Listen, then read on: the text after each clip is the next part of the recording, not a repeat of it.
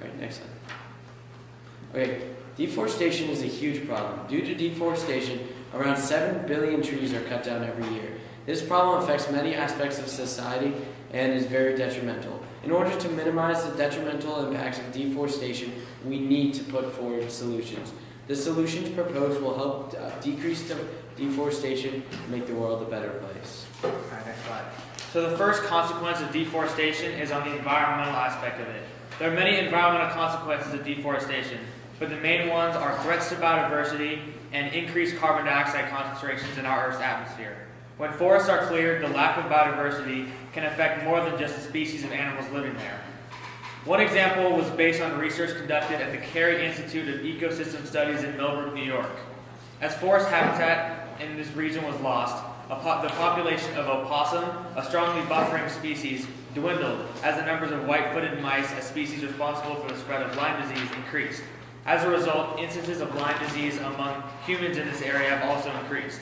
This shows how lack of biodiversity can affect humans just as much as animals with the spread of disease. The second environmental consequence of deforestation is increased carbon dioxide concentrations. The U.S. Environmental Protection Agency, or EPA, stated that, quote, carbon dioxide concentrations have increased substantially, rising from an annual average of 280 parts per million in the late 1700s to around 401 parts per million in 2015, a 43% increase. These increasing concentrations are contributing to climate change, and we need to decrease those concentrations to counteract global warming, which is occurring at a faster rate. While deforestation isn't the only thing contributing to these concentrations, it still contributes substantially and needs to be stopped in order to slow that increase. Next. Aside from the environmental effects, deforestation negatively impacts the U.S. economy due to the suffering of large industries like fishing, hunting, and especially tourism and national parks. To begin, the Animal Use Issues Committee of the International Association of Fish and Wildlife Agency says, hunting in America is a big business, generating more than $67 billion in economic output and more than 1 million jobs across the United States. In addition, the United States Fish and Wildlife Services estimates that roughly 90 million citizens spend an estimated $145 billion on wildlife activities in the U.S. On the graph, as you can see, deforestation has affected the Great Smoky Mountains National Park by about $2.3 million per day. And over on the west coast, Yosemite National Park is affected about $1 million per day due to deforestation effects. That one, yes. So as you can see, deforestation hurts the various businesses that rely on trees in the U.S. economy. All right, next slide. Next slide. So our first proposed solution is reforestation, or the replenishment of lost trees in forest. This would require large amounts of trees to be planted in areas where large portions of forest were previously cleared. Reforestation, the effect of reforestation wouldn't be randomly planting trees where there are none, but rather strategically planting them to have the most positive implications. John Townsend, a well-known writer and outspoken environmentalist, said in an article that it's not just the trees that matter, but what kind of trees. If you're really thinking about getting carbon dioxide out of our atmosphere, the tropical forests are the ones that end up mattering the most.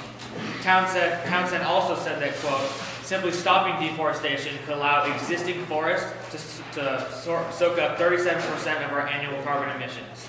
Replenishing degraded areas could do significantly more for the planet. Another implication of this solution would be that forests would be replenished, and if done on a large enough scale, would decrease carbon dioxide concentrations. In an article by North Carolina State College of Agriculture and Life Science, it said that, quote, an acre of trees absorb enough carbon dioxide in a year to equal the amount produced when you drive a car 26,000 miles. It would also increase biodiversity and decrease the amount of disease-causing pathogens in humans. The hunting and fishing industry would also greatly benefit from reforestation, and national parks would get more annual tourism. As Mikey said, they're losing millions of dollars a day. Some limitations to this solution are that planting trees on that large of a scale is very difficult and requires a lot of resources. Another limitation is that any benefits that would come from replenishing forests take a very long time to come into effect. Catherine Brahik, a writer and researcher for New Scientist, said in an article that, quote, according to a study focusing on Brazilian Atlantic forest, certain aspects can return surprisingly quickly, within 65 years.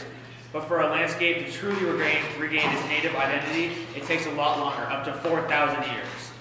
The last limitation to this solution is that most of the forest land that is cleared is used for agriculture, and they have to change the land in order to grow crops. More resources would need to be invested to make those areas actually suitable for growing trees again. So the next proposed solution would be to deforestation would be to implant laws and regulations to apportion the forests and limit cutting down trees more than it already is. And the laws and regulations would be a very good solution to deforestation because you can mandate the amount, how many, and also make them into national parks. In an article on Greenpeace.org, an over 45-year international establishment devoted to the environment, globally, we need commitments to reduce greenhouse gas emissions from deforestation in developing nations, especially those with tropical forests. Forests for climate is one way to make that happen. And again, from Greenpeace.org, in the United States, laws like the Endangered Species Act, the Wilderness Act, the Lacey Act, and the Roadless Rule help protect our forests and stop illegal wood products from entering the U.S. marketplace. And some implications of this solution.